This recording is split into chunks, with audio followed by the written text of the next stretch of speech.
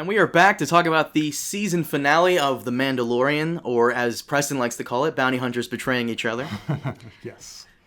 And this episode was actually, in my opinion, the best episode of the series, because we got a bunch of everything I've been, and everything you've been wanting, actually. We've been getting, you've been wanting background and lore, I've been wanting more Star Wars elements, and we're both getting a lot of what we wanted. Yeah. We get to find out more about the Mandalorian, we get more Stormtrooper battles, we get a friggin' TIE fighter and a great view of the TIE fighter. More arc story payoffs, things like that. And we get actual more information about our characters as well. And even a redemption for IG-11. It's more ignorance of what the Jedi and the Force is, but, it's okay. Yo, we'll get to that, because that was so stupid. That was so stupid. Because now it's not just like you haven't heard of Yoda. Like, they'd never heard of the Jedi. I'm telling you, bro. I'm telling you. It's like you don't know like the director of the FBI's name if you're living in some third world country, but you probably might know that the FBI is a thing. Yeah. So come on. Okay. Let's start. Okay. So the plot synopsis: while the Mandalorian, Dune, and Karga are trapped by Moth Gideon and his soldiers, IG-11 rescues the child from Scout Troopers. Now I think I messaged you about this, or my friend, I forgot. But the very beginning of the episode with the Scout Troopers, that's essentially troops. Yes, absolutely. But it just makes me feel bad because it humanized the Stormtroopers. Granted, the Stormtroopers were straight up murderers. They freaking murdered Pig Boy, and Queel. Yeah, whatever his name is. And yeah, but at the same time, all of a sudden, it's like these are two regular human beings. So in the next scene where IG-11 is slaughtering them all, I'm like, oh God, like those are individuals, with hopes and dreams and all sorts of stuff. So he's not just killing them; he's brutally killing them. Yeah. I think he twists one guy's wrist and breaks it, and then takes one guy and just bashes his head repeatedly on something. Like, he's fucking these guys up. But I gotta say, I love the Scout Troopers. That shit was hilarious. But I hate every time something or someone in an episode every now and then has to like kind of fuck up Baby Yoda a little bit. Like they're like, hey, you think it's dead? I don't know, it's fine. Well, what does Moff Gideon want to do with it? I don't know, eat it or something? Well, how am I supposed to know? Well, maybe we should check on it. You kind of hit it pretty hard. What? No, leave it alone. Like, let's check on it. I also think it's kind of odd that in this universe with all sorts of crazy looking aliens that they're all like, oh my God, that's crazy. What is that? Is that a pet or something? Oh my God, what is that? Like, this is, it's like, imagine you go to the zoo and there's a million, every time you go to the zoo, you might run into a species you'd never really seen before. And it's a little odd, but at the same time, you're not like, oh man, what is that? Like, an animal looks like another animal, and there's similarities, and sometimes it's like a bright animal, and you're like, oh, that bird is pretty, but at the same time, you wouldn't be like, oh man, that's so crazy. Like, have you not walked down the street of goddamn any planet in the galaxy, and there's a cornucopia of freaking aliens? But come on, Preston, the galaxy is huge. I mean, what's the chances of you running into a freaking Minoc versus a Baby Yoda? Sure, but like, how different, like relatively speaking, you're a Stormtrooper, okay? How different does Baby Yoda look from, say, Greedo's species, the Rodians? See, is that what they're called? Yeah. Rodians, I think. Yeah. See how nerdy I am. Now, how different? Like, they both have leathery green skin. The Yoda species has big ears, but other other species have big ears. It has big eyes. Other species have big eyes. I wouldn't be like, oh my God, that's crazy. I'd just be like, oh, it's an infant fucking alien. Like, they're all fucking over. Like, the Senate is filled with how many... I get what you're saying. You're saying that everybody thinks it's a pet when it's just wearing clothes and it's clearly like an actual alien. Right, and they're all like flabbergasted by it. They're like, oh my God, what is that? It's a fucking baby alien. Like, it's not even an alien. It's just a baby something. Like, there's a million species. I'd just be like, oh, it's an infant of something. Like, I thought it was insane how a couple episodes ago Bill Burr is holding this thing, and then the droid is piloting the ship, and he comes in real quick, and Bill Burr just lets the Baby Yoda drop on the floor, and I'm like, oh dude! Yeah. But in this episode, these Scout Troopers fucking punches him. I'm like, oh bro, what are you doing? Now, What the hell? what did you think of them like unable to hit that can? Dude, oh, that's that. First off, I love that's just the show being meta because the stormtroopers can't hit shit. I love that. I thought it was hilarious. I just thought it was hilarious. It is just so ridiculous because, like I say, like the stormtroopers are supposed to have good aim. They spend their entire life like training. Well, even in A New Hope, there's a bit of meta commentary from I believe it was Luke or Han who says, "I can't see a thing in this helmet" when they're disguised as stormtroopers. Sure, but at the same time, like Obi-Wan said that stormtroopers have really good aim. I think that's just George Lucas's inability to keep things together. No, I mean it's silly and ridiculous. Like the more I have to analyze like stormtroopers and the entire like status of stormtroopers, like it's just horrible. It's horrible that there's these either clones or kidnapped people that are forced into being soldiers against their will, and then we just like cheer when they're slaughtered en masse.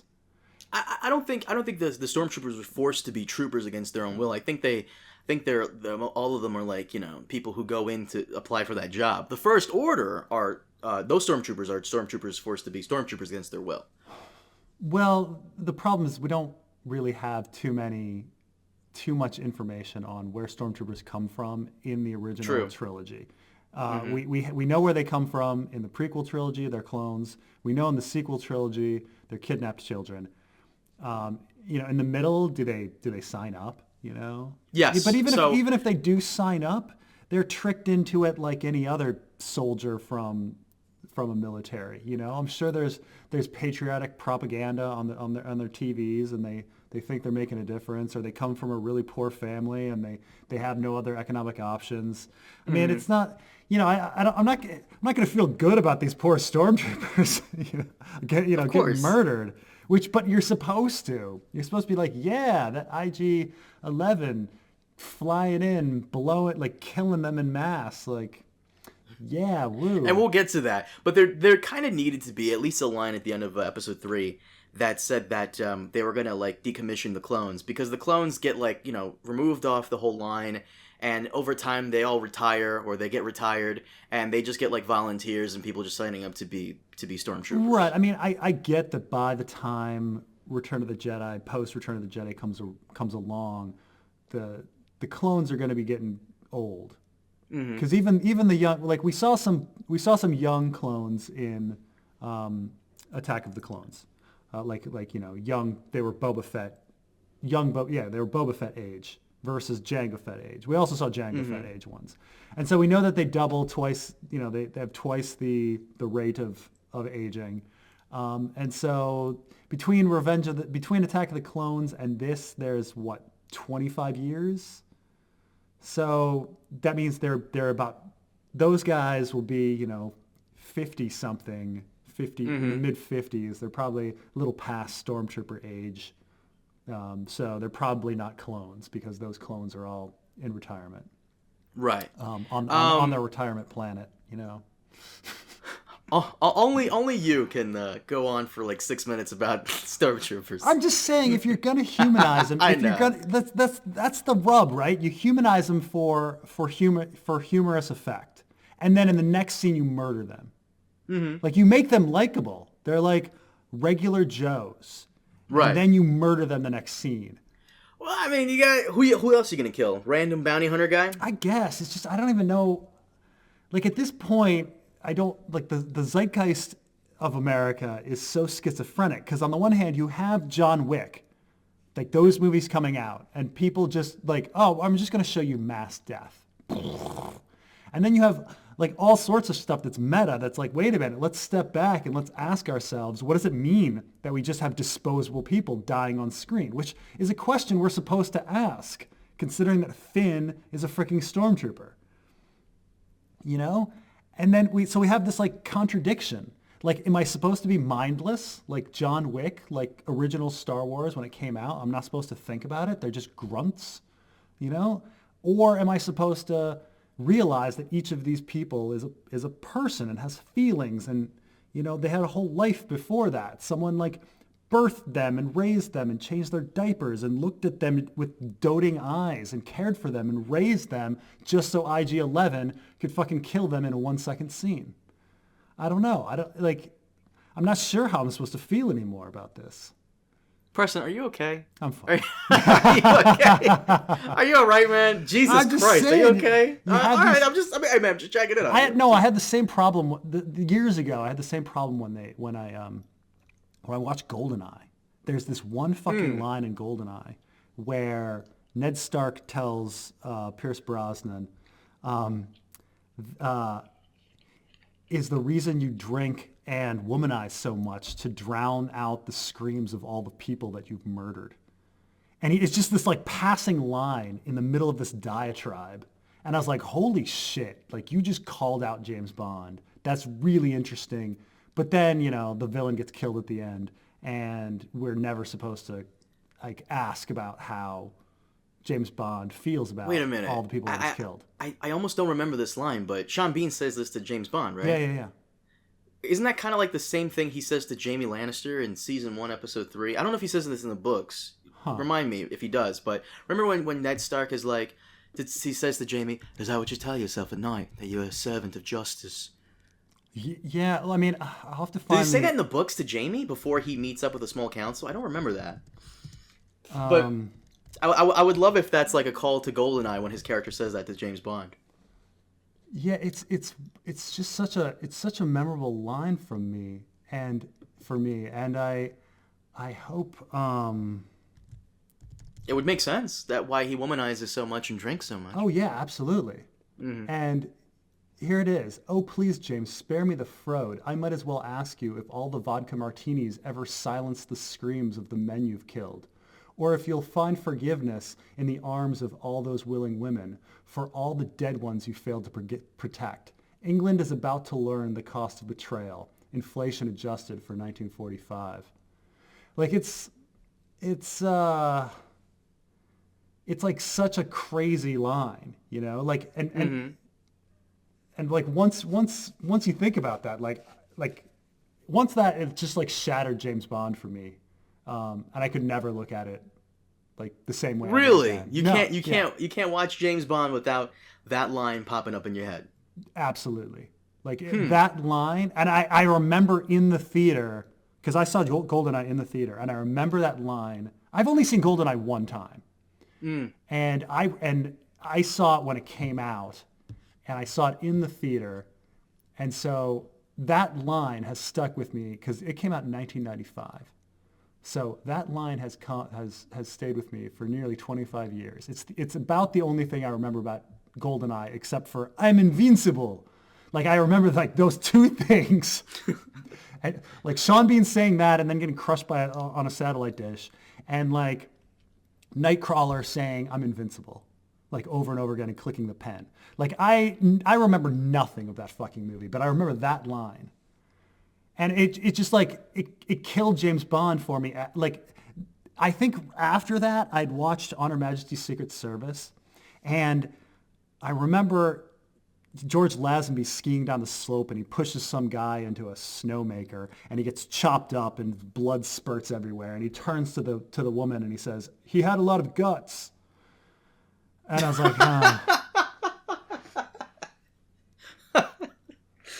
That was good. I like that. But like you take that line and then you like juxtapose against that and you're like, holy fuck, James Bond is fucked. He is a fucked human being. Yeah, but can we get back to the Mandalorian now? Yes. These two guys hanging out, two regular guys. And then they get murdered by. But they punched Baby Yoda, so I guess that's how we. They punched Baby Yoda, and they killed Pig Boy. I get it. That's how we justify that. Yeah, that's fine. So, but what about all their buddies? They didn't do anything. We don't know that. They probably would have punched Baby Yoda as well. We don't know that. I guess so.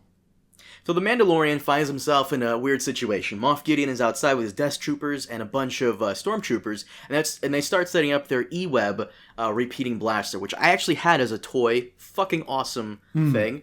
And they find a way out of that house, a vent that leads into the sewers, but they just can't find a way to just get it open. And as they're trying to decide what to do next, Moff Gideon... This is why they don't put vents on, like, the Death Star, because, like, that vent was, like, so hard to remove. Like, could you, you know, they couldn't put it on, like, an exhaust port. Like, that's just, you know, it's just too much work. Anyway, continue.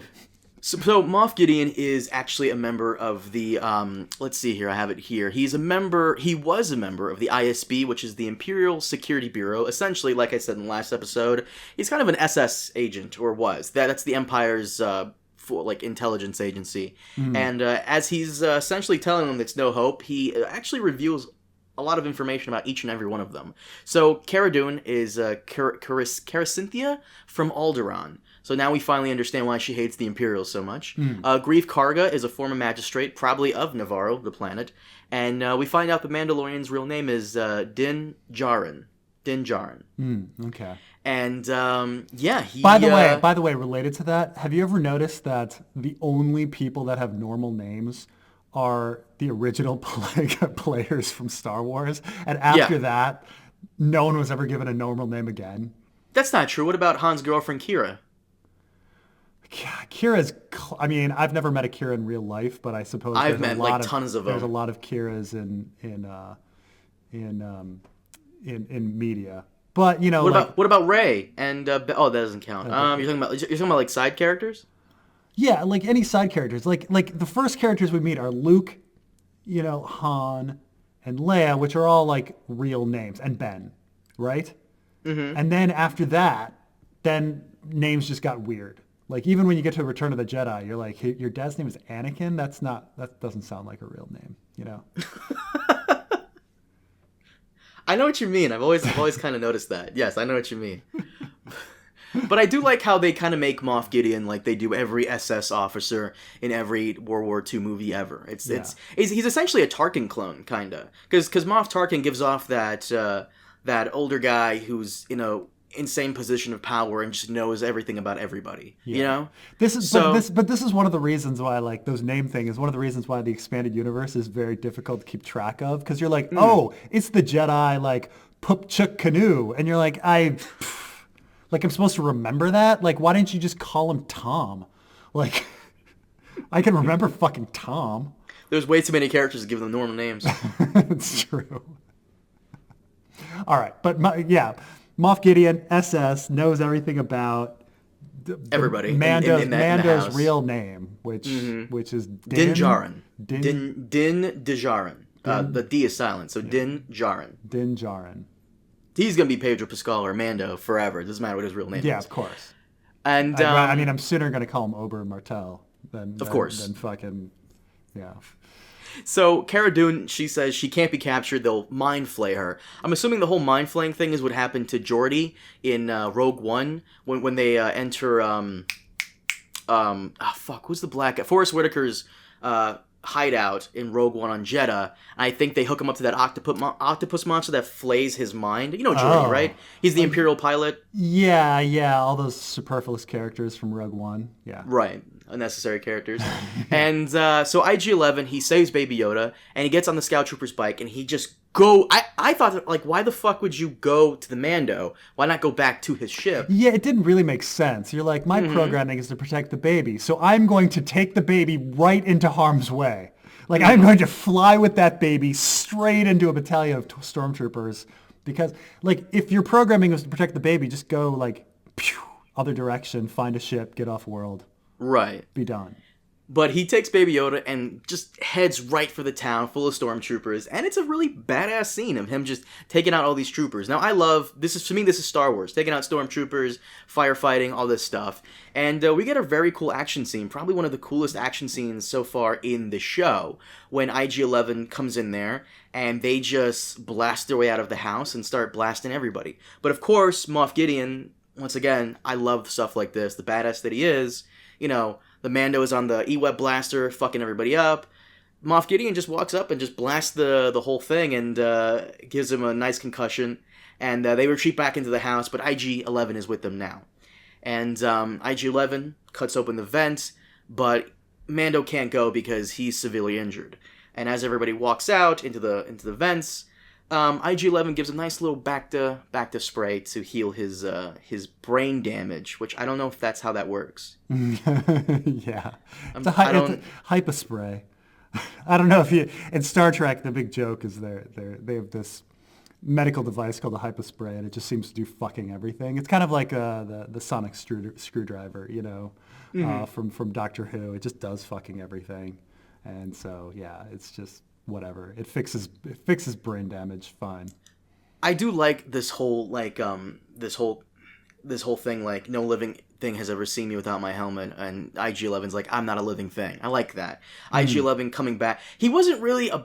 The thing is that this episode is making it like IG-11 needs a redemption story. Not really. Yeah, no, I get it. Like, I get what you're saying. That's what I'm saying. The music and everything made us sit there and be like, oh, I should be mourning IG-11. And I don't know if we haven't spent enough time with IG-11 to mourn him, you know? I'm talking new IG-11, like old IG-11. We knew him, and then he got shot in the head, and we were but they act like old IG-11 needed a redemption arc, and I'm like, but why though? He didn't really do. He was just following his programming. He wasn't an evil robot like the super battle droids or Grievous. He's just doing what he needs to do, and he was kind of funny when we saw him for like 3 minutes in the first episode. Yeah. But he comes back, and I wouldn't say it's a redemption arc, but it just, I guess, makes the character very cool. I mean, it's obviously supposed to as well be a connection to Mando and how he hates droids, and how this like droid in the end ends up saving him, and so now he has to like learn, you know, he learns that his prejudice was wrong. But I feel like he has a good reason to hate droids. Droids are the whole reason why he's an orphan. Sure, I mean. It's not like hating another person. You're just hating like machinery. You're just hating robots that are, you know, designed to kill things. Right. And are we supposed to believe that's the funny thing, right? Is on the one hand, we're like Star Wars has always done this. It can't decide if droids are sentient life that deserves sympathy or if they're not, right? Because in the first move in Phantom Menace, we've got these, you know, legions and legions of battle droids that we shouldn't care about, you know, and George Lucas specifically said that he had to use droids because showing that many people get slaughtered on such a massive scale would affect like the ratings for the movie, and he couldn't get away with it. He specifically said that. Oh, that's why? Yeah, he specifically. I thought it was just him like getting really hard on with the CGI. That's what he said? He specifically said that he had to use the battle droids. Oh, what the fuck? Because he couldn't show that level of like carnage, which is fine, but also like, you know, but then we have R2D2 and C3PO, and we're supposed to feel for them, you know, as if they're sentient things, and so so then you've got IG-11. Like, how am I supposed to feel about him? Am I supposed to feel that he was more than his programming? Am I supposed to T2 him? Because he proved to not be like the original droid that was on his mission. So he really was just his programming. And Pig Boy told me that he was just his programming. So I don't know. Like, is he more than his programming? They couldn't decide. So eventually IG-11 picks him up and they join the others. And they arrive at the Mandalorian conclave and they find it abandoned except for the armorer, who explains that the Imperials found the enclave when the Mandalorians revealed themselves back in episode 3, I believe. And upon seeing the child who saved the Mandalorian from the Mudhorn, the armorer mentions that its powers are similar to those of the Jedi, but they didn't call them Jedi, I don't believe. I think they called them sorcerers. Or no, I think she called them Jedi. She said a sect called the Jedi at some point. Like what? What are those? Like, and and then at one point the Mando mentions them as sorcerers, but she mentions them as the ancient enemies of the Mandalorian. Right. He can use, you know. I mean, may the Force be with you is a regular line, right, that people say to each other. I don't think it's a regular line like, hey, what's up? Like, I really don't. I mean, the Rebel Alliance said it. Right, but the Rebel Alliance is like an offshoot, survival, exiled form of the old Republic who knew about the Jedi. But I feel it, like I said, I feel as though in a galaxy with millions of planets, not everybody has met a Jedi or know of the Jedi or are too familiar with it, right? I mean, the Jedi Council was destroyed like 25 years ago. I mean, by any like, if you want to say like fucking Goldeneye was 25 years ago, we're sitting here talking about Goldeneye. How about this? It's like, okay, I was gonna use samurais, but no, everybody knows samurais and ninjas. It's like,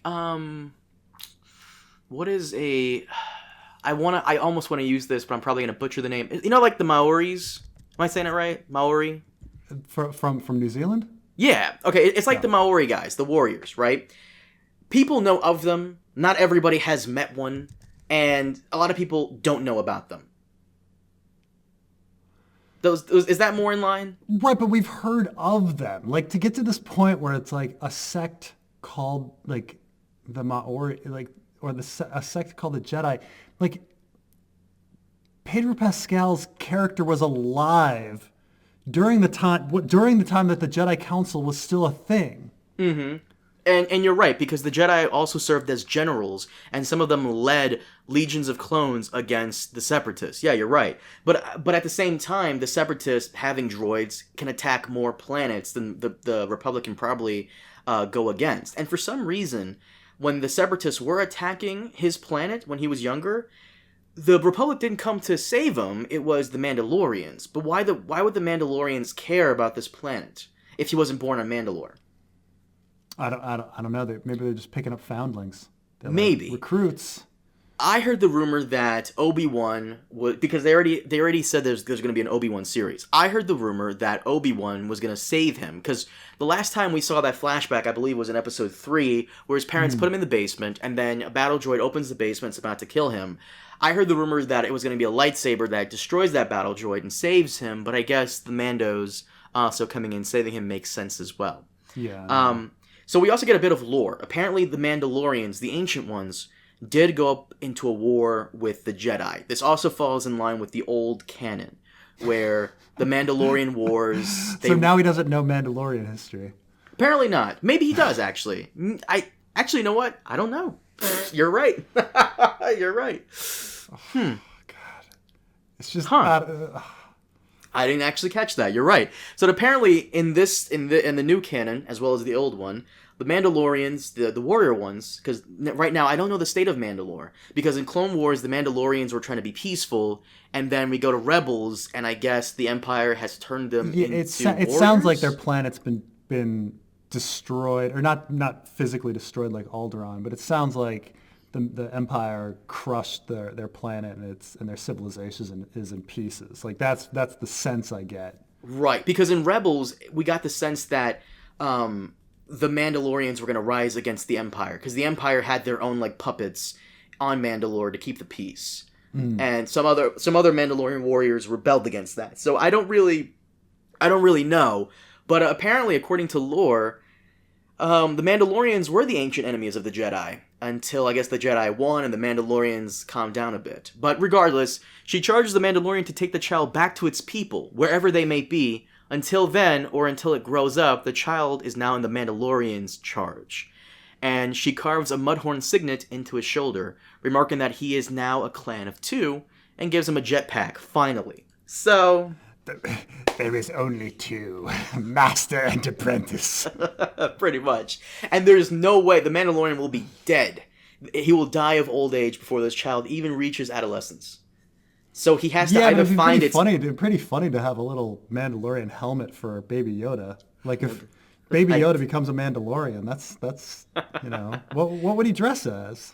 So he either has to find. I think they were saying that he either has to find his species or the Jedi. I think. Yeah. So I'm assuming there's no way we're gonna see Luke, because Luke is actually actively traveling around this time, collecting Jedi artifacts and finding out Jedi things. Yeah. So we're probably going to see Baby Yoda's home planet in season 2, which has been confirmed for fall of 2020. Yeah, I mean, maybe. I mean, if I were gonna go with it, I mean, we still don't know who those boots that walked up in the desert I was just thinking were. that. Yeah. So I mean, maybe. I mean, I would like a Boba Fett tie-in. Why wouldn't you bring in Boba Fett? Mm-hmm. But you know, you bring back the Emperor, you should bring back Boba Fett. But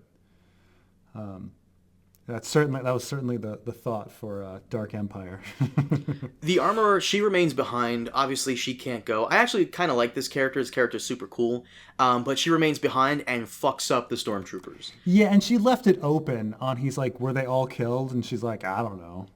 You know? Mm-hmm. So it's like, okay, we can have as many or as few Mandalorians in the future as possible. Let's not paint ourselves into a corner. Mm-hmm.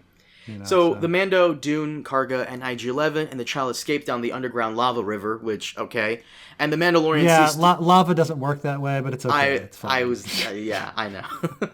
And he sees that in his visor, that the Stormtroopers are lying in ambush at the end of the tunnel.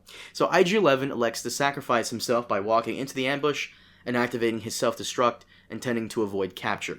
Now, this scene, once again, I like how Mando goes from hating droids to liking them in a course of, 2 hours. Because at one point, Mando's like, you don't have to do this. And IG-11's like, you don't have to be sad about it. And he's like, I'm not sad. Well, I can detect it in your voice that you are.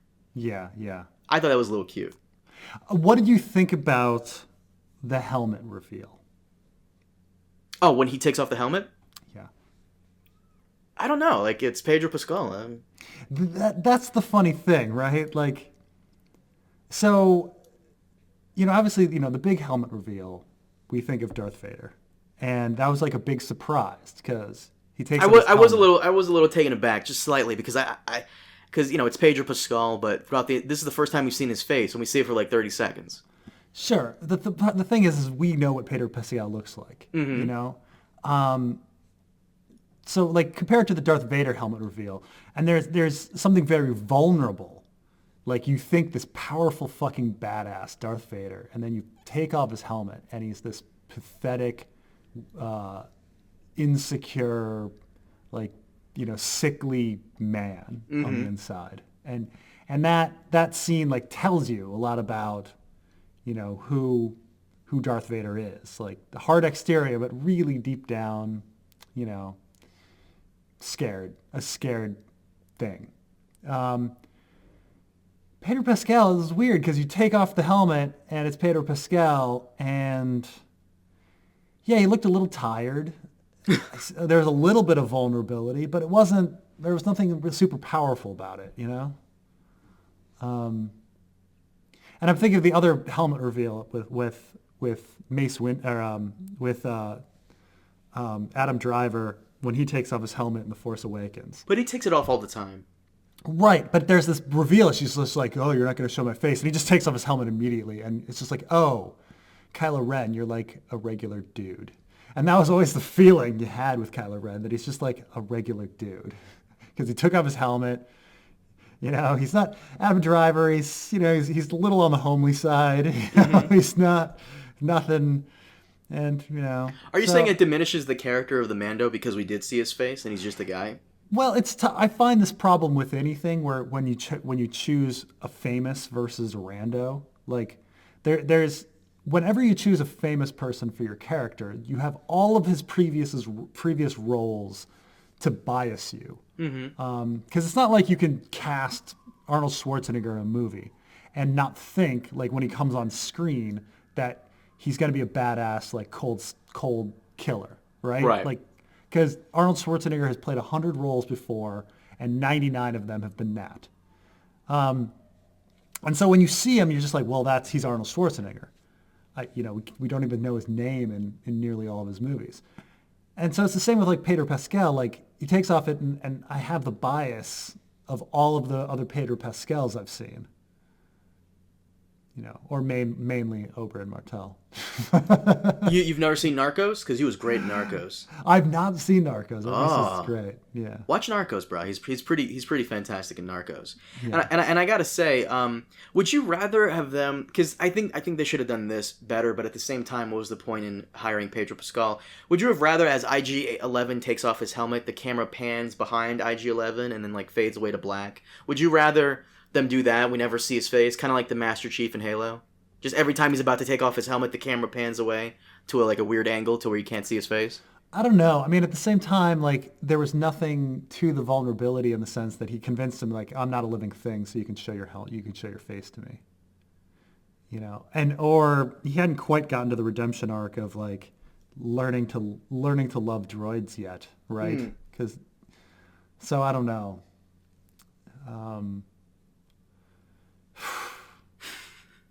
So I don't know. I just don't know. I don't know if I felt anything. I mean, I was surprised that they did it. I was like, okay, finally we get to see his face a little, but that's it.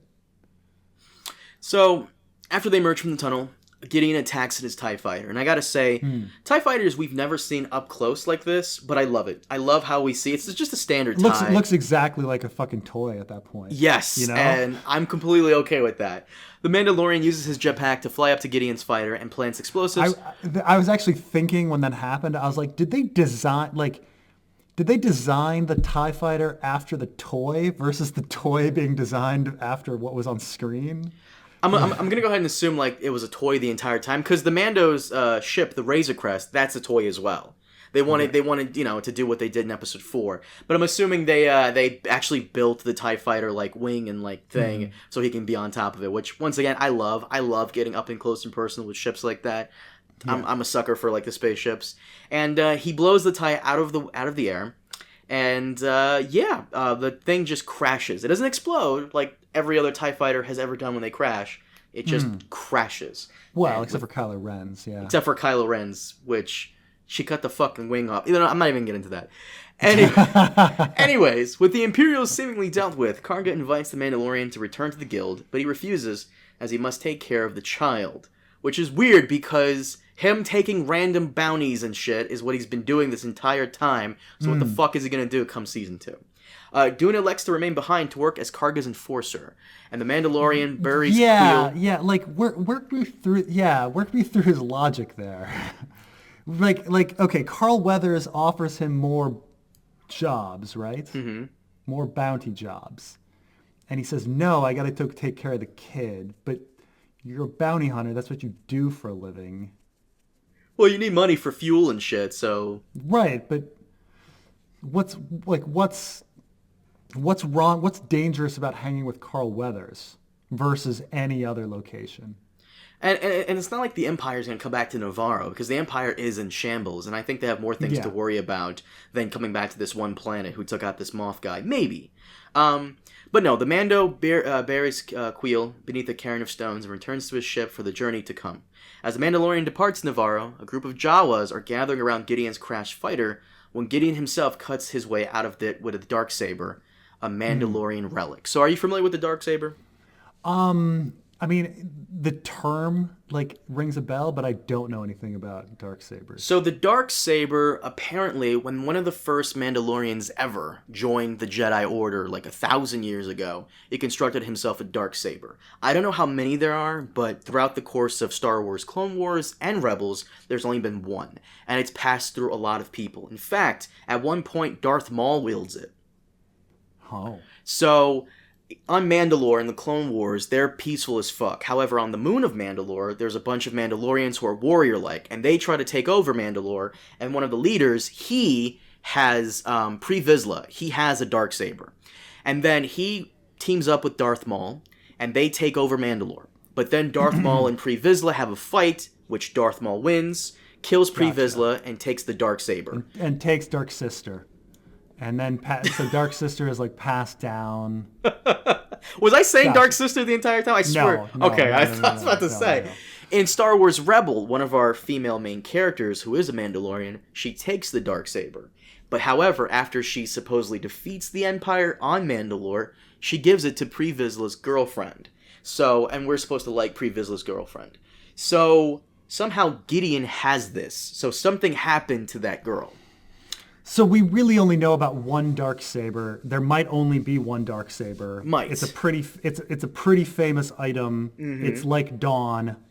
It has significance to people. It's it's taken and passed down and all different stuff. Yes, Josh, it's been through the hands of a lot of people, and now Moth Gideon himself has it, which I kind of understand because Dave Filoni, who might handle Star Wars now, maybe him and Jon Favreau. Dave Filoni made Clone Wars and Rebels, so the fact that we're focusing on Mandalorians and a Darksaber is par for the core. But, yeah, the Darksaber, Gideon himself survives, which I like. Isn't Dave Filoni going to be super, super busy with like the Avatar sequels? What? Isn't Dave Filoni isn't he also like with Avatar? Doesn't he do all that stuff? Avatar. Oh, you know what? I'm confusing Avatar with Avatar. He worked on Avatar: The Last Airbender. Not Wait, Dave Avatar. Filoni worked on Avatar: The Last Airbender? No, he didn't. Did he? I'm pretty sure he did. I'm pretty sure he might not have. Oh, he did. Oh, no, really? I didn't know that. Wait a minute. Oh, he did. Wow. Okay. You got me on something. Good shit, man. I mean, I was fucking confused because I was like, wait, didn't he work on? Because I knew his name from Avatar, but then I was like, oh, it's the other Avatar, not fucking Avatar, Blue People, but Avatar: The Last Airbender. Yeah. I've actually never seen Avatar: The Last Airbender, if you can believe that. I saw the movie, which was trash, but I've never saw the cartoon. I've seen a couple episodes. People really, really love it. Mm-hmm. The 2 episodes I saw were good, but it didn't make me want to go psychotic over it. Yeah. Which it's the same one I saw. Like, I decided to watch the first season of My Little Pony: Friendship is Magic. What? And yeah, because I was like, wait. You saw the first season of My Little Pony? Yeah. The whole thing? Yeah.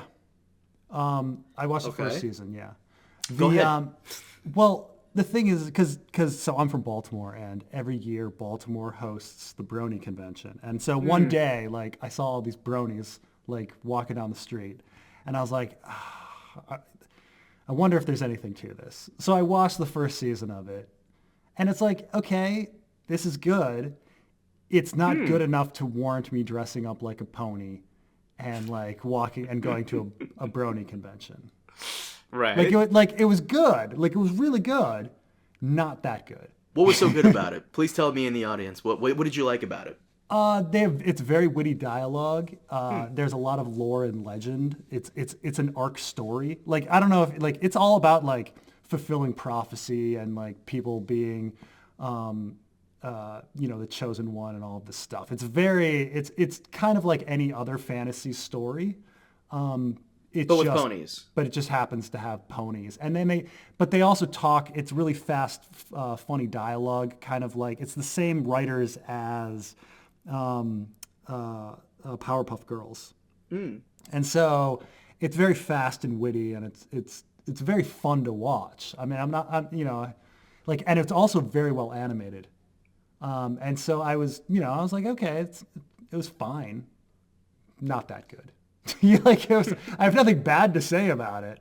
No, of course. I'm just surprised you watched it. I mean, you're giving it a try. Fuck it. I was like, I really wanted to understand why there was this brony movement, and so I watched the first season, and it was fine. But it's say, like, I watched a couple episodes of Last Airbender, and it was fine. So, Mandalorian, best episode so far?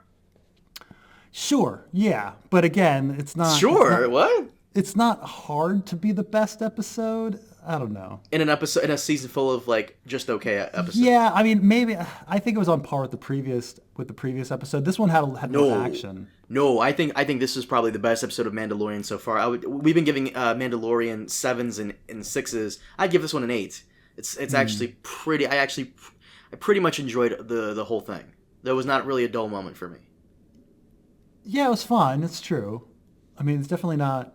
The only dull moments for me was when they were just shooting lasers, but I don't know. Shooting lasers is like half of Star Wars, Preston. Sure, but at some point it's just becomes mindless and numbing fighting. I mean, they did try to make it interesting. They brought in that flamethrower dude. Flamethrower dude was cool. Flamethrower dude was cool.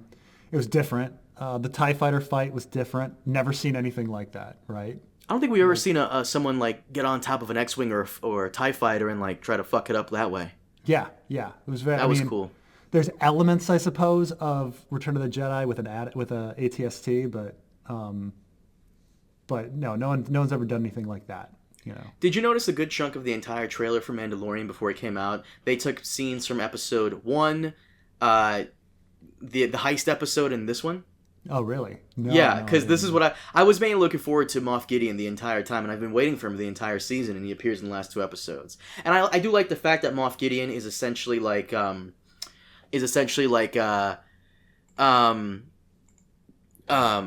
Mando's is Darth Vader, like his rival in this, and he's a very worthy rival. I love that they got Giancarlo Esposito. He's freaking awesome. He makes for a very intimidating and threatening villain. And in fact, I think he's one of the very few entities in the show that actually was able to hurt Mando.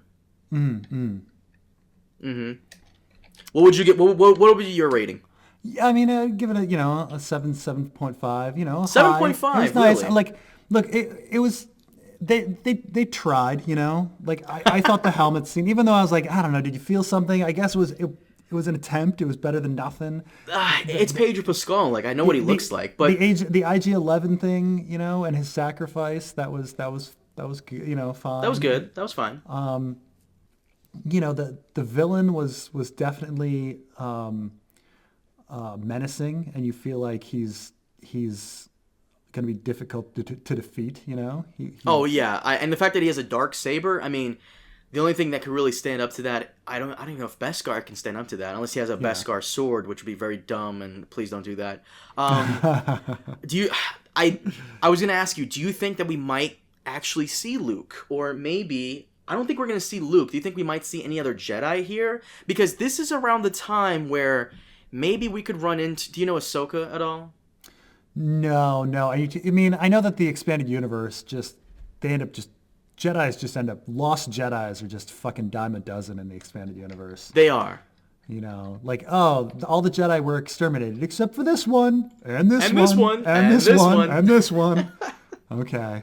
All right. Well, to be fair, there were thousands of Jedi during the last days of the Old Republic, and they got most of them. There got to be a few hundred left, though, right? I guess.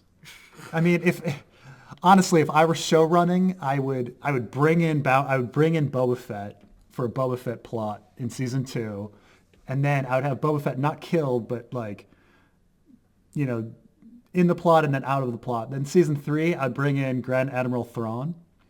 And so Thrawn actually did come into Rebels, and they kind of did something really stupid with him.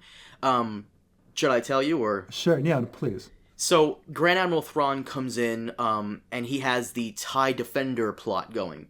And in season 3 and season 4 of Rebels. And season 4 of Rebels, at the very end, our heroes, Ezra, somehow manages to go up to his Star Destroyer, because there's a whole plot involving the Jedi and like a weird temple that has to do with time travel.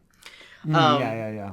So, at one point... I know that the time travel episode of Rebels was so... I mean, I've never seen Rebels, but when the time travel episode of Rebels came out, everyone kind of freaked out, because they're like, you've introduced something so large, time travel. I was going to say, nobody really time travels, but they kind of do. He affects the timeline in a sense, because one of the Jedi is fighting Vader, and he pulls her out into... It's weird, but done very nicely. But no, so Thrawn is in there, and what happens is that he gets outmaneuvered by Ezra, and his Star Destroyer, along with Ezra and Thrawn inside it, are pulled into a weird location by space whales that travel at light speed. Of course. It sounds incredibly stupid, and it is, but that's how... But Dave Filoni wanting to introduce Thrawn, which I think is awesome, but he didn't want to introduce Thrawn after Return of the Jedi, because Thrawn is probably the biggest threat next to Palpatine and Vader. with how intelligent he is. So I guess this is how Dave Filoni removes Thrawn out of the equation, but doesn't outright kill him. So it could be possible that Thrawn is out there somewhere. Right. I mean, the thing is what, like 25 years has passed from Rebels to now. So you don't even have to explain how Thrawn got back from Whale World or Whale Dimension.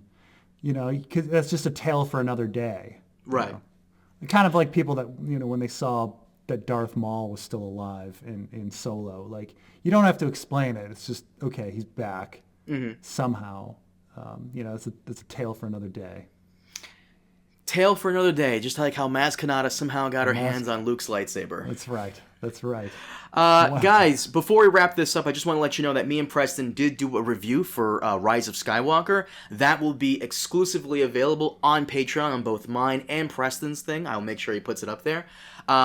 If you don't want to support me and you want to support Preston, that's fine. Like I said, it'll be on his and vice versa. So please look forward to that. We will be releasing some clips of it. I have a couple of clips on here of Preston freaking out about the Rise of Skywalker's plot holes. No. I was listening back to that. You're like freaking out, and then you get on my case, like, even you aren't addressing it. I'm like, what do you want me to do? It's nothing I can do now. But Preston, you mind if we wrap it up now? Sure, sounds good. Guys, thank you so much for joining us on this entire season of Mandalorian. I feel like I don't know if we're going to do a final season review. We might. Who fucking knows? But thank you for joining us, and I hope you come back to us next time for Season 2 of Mandalorian, out in fall of 2020. It's confirmed. But yeah, Preston, thank you for joining me for Mando. And for those of you cramming for Fire and Blood, we'll be back to it. Don't fucking worry. We're on it. Also, I watched episode 1 of The Witcher, so... We'll get to that too. Guys, thank you so much for joining us, and as always, we'll see you next time. Have a good one.